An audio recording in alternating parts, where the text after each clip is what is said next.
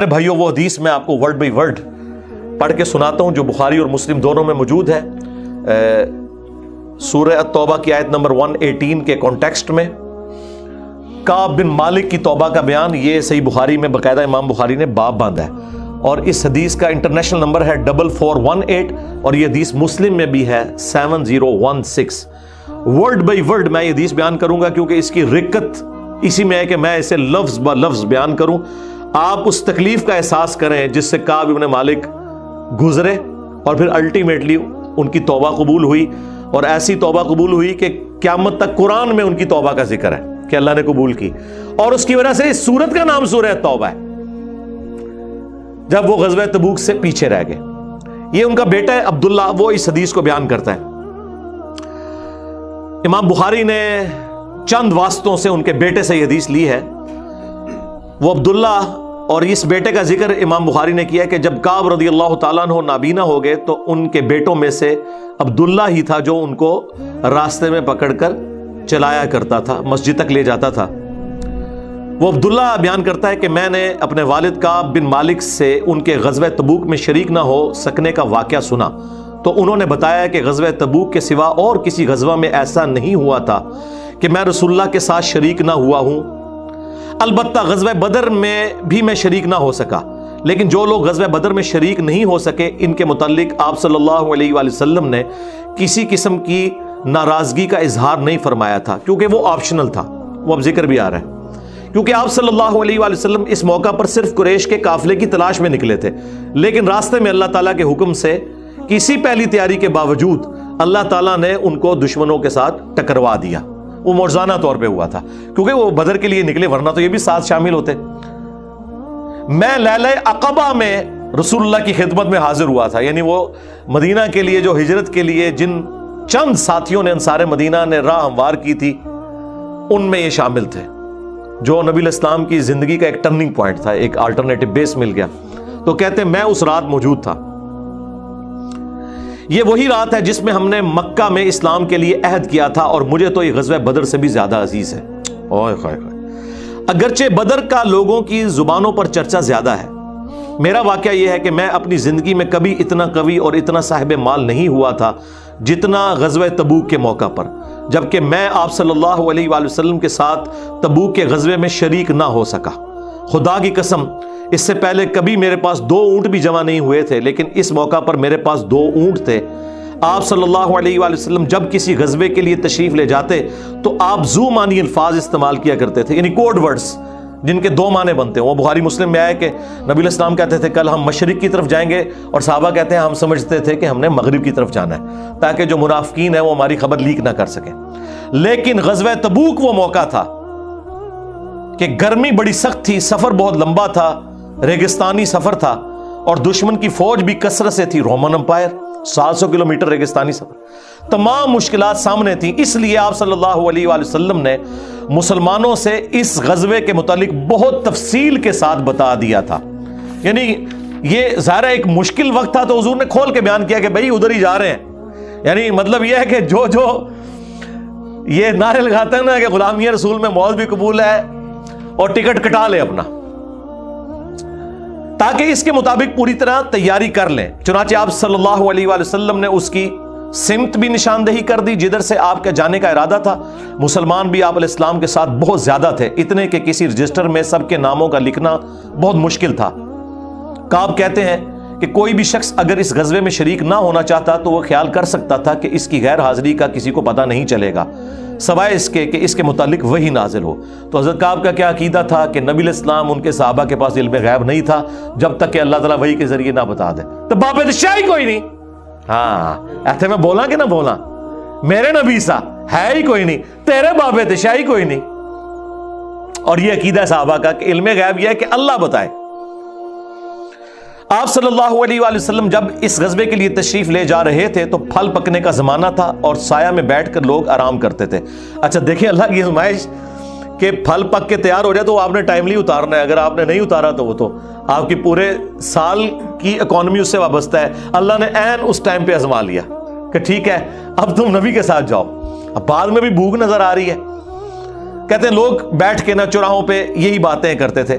آپ صلی اللہ علیہ وآلہ وسلم بھی تیاریوں میں مصروف تھے اور آپ کے ساتھ مسلمان بھی، لیکن میں روزانہ سوچا کرتا تھا کہ کل سے میں بھی تیاری کروں گا. وہی جو آج کہتے ہیں جی کل تو انشاءاللہ داڑھی بھی رکھ لینی ہے، بس میرے بچیوں کے ہاتھ پیلے ہو جائیں تو میں تو مسجد میں ہی بیٹھا رہوں گا. یہ وہی چیز ہے، یہ ہر انسان پہ اسے طول عمل کہتے ہیں، لمبی امیدیں لگانا. میں روزانہ اسے ٹالتا رہا. مجھے اس کا یقین تھا کہ میں تیاری کر لوں گا، مجھے آسانیاں میسر تھی. یوں ہی وقت گزرتا رہا اور آخر لوگوں نے اپنی تیاریاں بھی مکمل کر لی اور آپ صلی اللہ علیہ وآلہ وسلم مسلمانوں کو ساتھ لے کر روانہ بھی ہو گئے. اس وقت تک میں نے کوئی تیاری نہیں کی تھی. اس موقع پر میں نے اپنے دل کو یہی سمجھایا کل یا پرسوں تک تیاری کر لوں گا، پھر لشکر سے تیزی سے جا کر مل جاؤں گا. کوچ کے بعد دوسرے دن بھی میں نے تیاری کے لیے سوچا لیکن کچھ نہ ہو سکی. پھر تیسرے دن سوچا اور اس دن بھی کوئی تیاری نہ ہو سکی. اور یوں وقت گزرتا گیا اور اسلامی لشکر بہت آگے بڑھ گیا. غزوہ میں میرے شرکت کے لیے بات اب دور کی بات ہو گئی اور میں یہی ارادہ کرتا رہا کہ یہاں سے چل کر اب ان تک نہیں پہنچ سکوں گا. تھیندے تھی گیا. کاش میں نے ایسا کر لیا ہوتا، لیکن یہ میرے نصیب میں نہیں تھا. اچھا، جرم ہو جانے کے بعد آپ یہ کہہ سکتے ہیں میری تقدیر میں یہ لکھا تھا، پہلے نہیں. ہاں، وہ تو پھر اللہ پہ آپ بہتان مان دیں گے نا کہ میں نماز اس لیے نہیں پڑھ رہا کہ اللہ نے میرا مقدر کیا ہے کہ میں اگلی نماز نہ پڑھوں. نہ، ہاں بعد میں آپ کہہ سکتے ہیں کہ میری تقدیر میں لکھا تھا کہ میں اتنا بدبخت ہوں کہ میں نماز چھوڑوں گا، اور وہ چھوڑوں گا اپنی مرضی سے. اللہ نے تو اپنے علم سے فورسی کیا ہے. آپ صلی اللہ علیہ وآلہ وسلم کے تشریف لے جانے کے بعد جب میں باہر نکلتا تو مجھے بڑا دکھ ہوتا، کیونکہ یا تو وہ لوگ نظر آتے تھے جن کے چہروں سے نفاق ٹپکتا تھا. اب پیچھے رہنے والے تو وہ تھے جو ہے ہی منافقین تھے شکلوں سے، ٹھیک ہے، یا پھر وہ لوگ تھے جنہیں اللہ نے معذور اور ضعیف قرار دے کر معاف کر دیا تھا. وہ سورہ توبہ میں 92 نمبر آیت میں گزرا ہے نا کہ وہ لوگ پھر رسول اللہ سے اس حال میں واپس ہوتے ہیں کہ ان کی آنکھیں آنسوؤں سے تر ہوتی ہیں کہ نہ حضور انہیں کوئی سواری دے سکتے ہیں، غریب لوگ ہیں. اور وہ لوگ بھی جو مریض ہیں ان کو اللہ تعالیٰ نے اس حوالے سے چھٹکارا دے دیا. آپ صلی اللہ علیہ وآلہ وسلم نے میرے بارے میں کسی سے کچھ نہیں پوچھا، لیکن جب آپ تبوک پر پہنچے تو وہیں ایک مجلس میں آپ نے دریافت کیا کہ کعب نے کیا کیا. آپ نظروں میں تو تھا نا جی، خاص بندے جو ہوتے ہیں وہ نظروں میں تو ہوتے ہیں. یعنی یہ تو ایکسپیکٹ ہی نہ کیا جا سکتا کہ مین ٹیم ممبر پیچھے رہ جائے. تو اس سے اندازہ لگائے کہ حضرت کعب بن مالک کو چھوٹے بندے نہیں تھے. بنو سلمہ کے ایک صاحب نے کہا یا رسول اللہ اس کے غرور نے اسے آنے نہیں دیا. اس پر حضرت معاذ ابن جبل بولے تم نے بری بات کہی. یا رسول اللہ خدا کی قسم ہمیں ان کے متعلق خیر کے سوا اور کچھ معلوم نہیں. تو نبی علیہ السلام نے اس کے جواب میں کچھ نہیں فرمایا. دیکھیں انہوں نے پوری رپورٹ لی ہے پیچھے سے کہ کیا کچھ ہوتا رہا وہاں. اب حضور نے کوئی ورڈنگ دی، ظاہر ہے نبی علیہ السلام کو بھی غصہ تھا. کعب بن مالک رضی اللہ تعالیٰ نے بیان کیا کہ جب مجھے معلوم ہوا کہ نبی علیہ السلام واپس تشریف لا رہے ہیں تو اب مجھ پر فکر سوار ہونے لگی اور میرا ذہن کوئی ایسا جھوٹا بہانہ تلاش کرنے لگا جس سے میں کل حضرت کی ناراضگی سے بچ سکوں. دیکھیں وہ بھی عام انسان تھے، اتنے اولو العزم صحابہ، لیکن ظاہر نفس تو ہر بندے کے ساتھ لگا ہے. وہ بھی سوچ رہے ہیں کہ یار چلو میں بہانہ کر لوں گا، کوئی مجبوری تھی. اوئے ہوئے ہوئے اپنے گھر کے ہر عقل مند آدمی سے اس کے متعلق میں نے مشورہ بھی کی، لیکن جب مجھے معلوم ہوا کہ نبی علیہ السلام مدینے سے بالکل قریب آ چکے ہیں تو غلط خیالات میرے ذہن سے بالکل نکل گئے اور مجھے یقین ہو گیا کہ اس معاملے میں جھوٹ بول کر اپنے آپ کو کسی طرح محفوظ نہیں کر سکتا. چنانچہ میں نے سچی بات کہنے کا پختہ ارادہ کر لیا. صبح کے وقت حضرت جب تشریف لائے تو آپ صلی اللہ علیہ وآلہ وسلم جب کسی سفر سے واپس آتے تھے تو آپ کی یہ مبارک عادت تھی کہ پہلے مسجد میں تشریف لے جا کر 2 رکعت نوافل پڑھتے، پھر لوگوں کے ساتھ مجلس میں بیٹھتے. جب آپ اس عمل سے فارغ ہو چکے تو آپ کی خدمت میں لوگ آنے لگے جو غزوہ میں شریک نہیں ہوئے تھے اور قسم کھا کھا کر اپنے عذر بیان کرنے لگے، اور ایسے لوگوں کی تعداد 80 کے قریب تھی. یعنی 80 لوگ ایسے تھے جو جھوٹے بہانے لگا رہے تھے. آپ صلی اللہ علیہ وآلہ وسلم نے ان کے ظاہر کو قبول فرما لیا اور ان سے دوبارہ سے عہد بھی لے لیا، ان کے لیے دعائے مغفرت بھی کی. دیکھو جی، آپ لوگ تو کہتے ہیں کوئی بزرگ دعا کر دے، حضور نے بھی دعائے مغفرت کر دی ہے، لیکن اللہ نے کراس پھیر دیا ہے. ہاں یہ ذہن میں رکھیں. آپ نے بہانہ بھی قبول کر لیا، دوبارہ سے بیعت بھی کر لی، چلو تجدید عہد بھی ہو گیا جی. اگر بیعت ٹوٹ گئی تو دوبارہ ہو گئی، اور دعا بھی کر دی اور ان کے باطن کو اللہ کے سپرد کر دیا. کیا بات ہے جی. یہ میرے نبی کا ہی جگر ہے جی، شکلوں سے بھی پہچان لیا ہے، صحابہ اگر پہچان ہے کا باطن کا معاملہ اللہ جانے، اس کے بندے جانے۔ اس کے بعد میں حاضر ہوا، میں نے سلام کیا تو آپ علیہ السلام مسکرائے، آپ کی مسکراہٹ میں ناراضگی تھی۔ آپ نے فرمایا آؤ، میں چند قدم چل کر آپ کے سامنے بیٹھ گیا۔ آپ نے مجھ سے دریافت کیا کہ تم غزوہ میں کیوں شریک نہیں ہوئے، کیا تم نے کوئی سواری نہیں خریدی تھی؟ میں نے عرض کیا میرے پاس سواری موجود تھی، اللہ کی قسم اگر میں آپ کے سوا کسی دنیا دار شخص کے سامنے آج بیٹھا ہوتا تو کوئی نہ کوئی بہانہ کر لیتا اور اس کی ناراضگی سے بچ جاتا۔ مجھے خوبصورتی کے ساتھ گفتگو کا سلیقہ بھی معلوم ہے، لیکن اللہ کی قسم مجھے یقین ہے کہ اگر آج میں آپ کے سامنے کوئی جھوٹا بہانہ کر بھی دوں اور آپ راضی بھی ہو جائیں تو بہت جلد اللہ تعالیٰ آپ کو مجھ سے ناراض کر دے گا، کیونکہ میں بظاہر تو بہانہ کروں گا لیکن اللہ تو وہی کے ذریعے آپ کو بتا دے گا یہ جھوٹ بول رہا ہے۔ اس کی بجائے اگر میں آپ سے سچی بات کروں تو یقیناً آپ کو میری طرف سے ناراضگی تو ہوگی، لیکن اللہ سے مجھے امید ہے کہ وہ مجھے معاف کر دے گا۔ خدا کی قسم مجھے کوئی عذر نہیں تھا، اللہ کی قسم اس وقت سے پہلے میں کبھی اتنا آسودہ حال نہیں تھا، اور پھر بھی میں آپ کے ساتھ شریک نہ ہو سکا۔ نبی علیہ السلام نے فرمایا کہ اس نے سچی بات بتا دی، اچھا اب جاؤ یہاں تک کہ اللہ تمہارے بارے میں خود ہی کوئی فیصلہ کرے۔ میں اٹھ گیا اور میرے پیچھے بنو سلمہ کے کچھ لوگ بھی دوڑے آئے اور مجھ سے کہنے لگے اللہ کی قسم ہمیں تمہارے متعلق یہ معلوم نہیں تھا کہ اس سے پہلے تم نے کوئی گناہ کیا ہو، تم نے تو بڑی غلطی کی۔ آپ علیہ السلام کے سامنے ویسے ہی کوئی بہانہ کر دیتے جیسا کہ دوسرے لوگوں نے کیا، تمہارے گناہ کے لیے نبی علیہ السلام کا استغفار ہی کافی ہو جاتا، وہی جو کچھ بھی ہے تیرے محبوب کی امت سے ہے۔ لیکن سرکار یہ کعب بن مالک تھے، ان کو پتا تھا، اور مشورہ دینے والے بھی صاحب ہیں، دیکھو کیا مشورہ دے رہے کہ کو بہانہ کر لینا سی، حضور نے دعا کرنی سی۔ مینٹالٹی اس زمانے میں بھی اس طرح ہی تھی، یہ نہ سمجھیں آج کے لوگ ہی کہتے ہیں، اس زمانے میں بھی ڈھیلے مسلمان تو تھے، تو حضور نے تیرے لیے دعا کر دینی تھی، تو نے تو یہ کام۔ اللہ کی قسم ان لوگوں نے مجھے اتنی ملامت کی کہ مجھے خیال آیا کہ واپس جا کر کوئی جھوٹا بہانہ کر ہی آؤں۔ اندازہ کرو ایڈا انہوں نے جناب انہوں نے کیتا کہ چلو ٹھیک ہے میں ان جا کے بہانہ کر لوں۔ پھر میں نے ان سے پوچھا کیا میرے علاوہ کسی اور نے بھی کوئی ایسا عذر بیان کیا ہے؟ تو انہوں نے بتایا کہ ہاں 2 حضرات اور ہیں جنہوں نے معذرت کی جس طرح تم نے کی، اور انہیں بھی وہی جواب ملا جو تمہیں ملا۔ میں نے پوچھا وہ کون ہے؟ تو انہوں نے بتایا کہ مرارہ بن ربیع اور ہلال بن امیہ رضی اللہ عنہما۔ ان 2 ایسے صحابہ کا نام انہوں نے لے دیا جو صالح تھے اور اصحاب بدر بھی تھے، ان کا طرز عمل میرے لیے نمونہ بنے۔ انہوں نے کہا اگر یہ 2 بدری صحابی بھی ان کے ساتھ بھی یہی کچھ ہوا ہے نا تو میں اچھے لوگوں کی فہرست میں اب شامل ہو جاؤں، میں اب پکا رہوں۔ ان کا طرز عمل میرے لیے نمونہ بن گیا۔ چنانچہ انہوں نے جب ان بزرگوں کا نام لیا تو میں اپنے گھر چلا آیا۔ آپ علیہ السلام نے لوگوں کو ہم سے بات چیت کرنے سے ممانعت کر دی۔ لو جی سوشل بائیکاٹ ہو گیا۔ اللہ اکبر۔ بہت سے لوگ جو غزوے میں شریک نہیں ہوئے تھے ان میں سے صرف ہم 3 تھے، لوگ ہم سے الگ رہنے لگے اور سب لوگ بدل گئے۔ ایسا نظر آتا تھا کہ ہم سے ساری دنیا بدل گئی ہے، ہمارا اس سے کوئی واسطہ ہی نہیں۔ 50 دن تک ہم اسی حال میں رہے۔ میرے 2 ساتھیوں نے تو اپنے گھروں سے نکلنا ہی چھوڑ دیا، ہر وقت روتے رہتے تھے، لیکن میرے اندر ہمت تھی، میں باہر نکلتا تھا، مسلمانوں کے ساتھ نماز میں بھی شریک ہوتا تھا اور بازاروں میں بھی گھومتا تھا، لیکن کوئی شخص مجھ سے بولتا نہیں تھا۔ میں نبی علیہ السلام کی خدمت میں بھی حاضر ہوتا، آپ کو سلام بھی کرتا۔ جب آپ نماز کے بعد مجلس میں بیٹھتے تو میں اس کی جستجو میں لگا رہتا کہ دیکھوں سلام کا جواب دیتے ہیں یا نہیں، اور میری نظر حضور کے ہونٹوں کی طرف ہوتی کہ جواب میں ہلے یا نہیں۔ کنکھیوں سے دیکھتے رہتے آپ حضور جواب بھی نہیں دے رہے۔ پھر میں کوشش کرتا کہ آپ کے قریب ہی نماز پڑھوں، اور میں آپ کو کنکھیوں سے دیکھتا رہتا ایسے کر کے۔ جب میں اپنی نماز میں مشغول ہو جاتا تو رسول اللہ میری طرف دیکھتے، لیکن جو ہی میں آپ کی طرف دیکھتا تو آپ رخ انور پھیر لیتے۔ ظاہر ہے حضور کو بھی تو محبت تھی اپنے صحاب کے ساتھ، حضور دیکھتے تھے، وہ جب یعنی اپنی ناراضگی کا اظہار وہ اگر نماز میں بھی حضور کی طرف دیکھ رہے ہیں تو حضور چہرہ انور پھیر لیتے۔ تو میں ایک دن ابو قتادہ کے باغ کی دیوار پر چڑھ گیا، وہ میرے چچا زاد بھائی تھے اور مجھے ان سے بہت گہرا تعلق تھا۔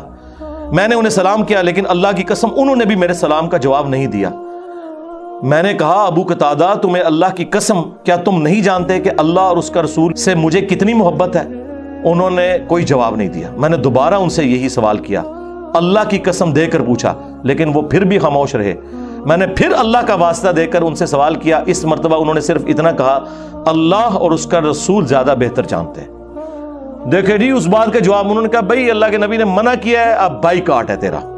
اللہ اکبر. اس پر میرے آنسو پھوٹ پڑے. میں واپس چلا آیا اور دیوار پر چڑھ کر نیچے باہر اترا. پھر وہ بیان کرتے ہیں کہ ایک دن مدینہ کے بازار میں جا رہا تھا کہ شام کا ایک کاشتکار جو کہ غلہ بیچنے مدینہ آیا تھا پوچھ رہا تھا کعب بن مالک کہاں رہتے ہیں. لوگوں نے میری طرف اشارہ کیا, وہ میرے پاس آیا اور غسان جو بادشاہ تھا رومن امپائر کا, اس کا ایک خط مجھے دیا. وہ جو اس کا ایک سمجھ لیں چھوٹی چھوٹی جو امپائر کے اندر بنی ہوئی تھی ان میں سے ایک کا وہ گورنر تھا.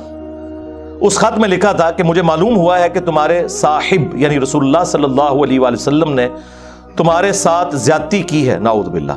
اللہ نے تمہیں کوئی ذلیل ہونے کے لیے پیدا تو نہیں کیا کہ تمہارا حق ضائع کیا جائے. تم ہمارے پاس آ جاؤ, ہم تمہارے ساتھ بہتر سلوک کریں گے. یعنی دشمن کی فوج کے ہیڈ کی طرف سے خط آیا. جب میں نے یہ خط پڑھا تو میں نے کہا کہ ایک اور امتحان آ گیا. اچھا جی سرکار, ایک خط کسی اور کو لایا ہو کہ جی اے دیکھ لو یا رسول اللہ منو تے بڑی آفر جے. یہاں لوگ دنیا دار لوگ ہی کرتے ہیں نا جی, مجھے فلاں جگہ سے آفر ہو رہی ہے.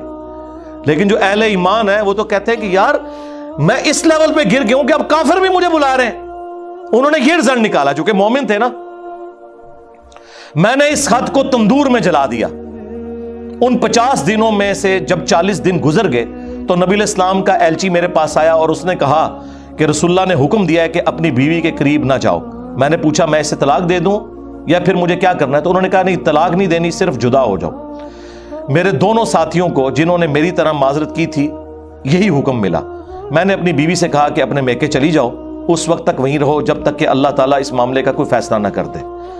کعب کہتے ہیں کہ ہلال بن امیہ کی بیوی رسول اللہ کی خدمت میں حاضر ہوئی اور عرض کیا یا رسول اللہ وہ تو بہت بوڑھے اور کمزور ہیں, ان کے پاس کوئی خادم بھی نہیں, کیا اگر میں ان کی خدمت کر دیا کروں تو آپ ناپسند تو نہیں فرمائیں گے؟ بیوی دیکھو جی, بیوی خامد کو کچھ سمجھ نہیں رہی, رسول اللہ سے جا کے پوچھ رہی ہے صلی اللہ علیہ وسلم. تو نبی اسلام نے فرمایا صرف وہ تم سے صحبت نہ کریں. انہوں نے عرض کیا اللہ کی قسم وہ تو کسی چیز کے لیے حرکت ہی نہیں کر رہے. جب سے آپ ان سے ناراض ہوئے ہیں وہ دن اور آج کا دن ان کے آنسو تھمنے میں نہیں آتے.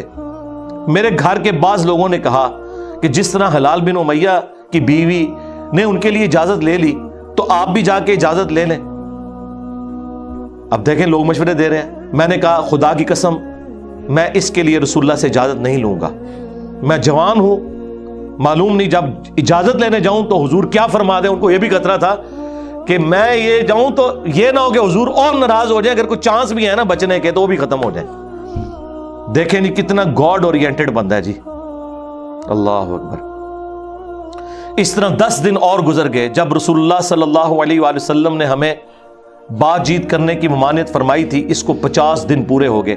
50ویں رات کی صبح کو جب میں فجر کی نماز پڑھ چکا اور اپنے گھر کی چھت پر بیٹھا ہوا تھا, اس طرح جیسا کہ اللہ تعالیٰ نے ذکر کیا وہ ہم آیت پڑھ چکے ہیں, سورہ توبہ کی آیت نمبر 118, جس میں تھا نا کہ زمین وسعت کے باوجود تنگ ہو گئی اور ان کا دم گھٹنے والا تھا. میرا دم گھٹ رہا تھا, زمین اپنی تمام وسعتوں کے باوجود میرے لیے تنگ ہوتی جا رہی تھی. میں نے ایک پکارنے والے کی پکار سنی جو سلع کی پہاڑی پر چڑھ کر بلند آواز سے کہہ رہا تھا اے کعب بن مالک تمہیں بشارت ہو, اے کعب بن مالک تمہیں بشارت ہو.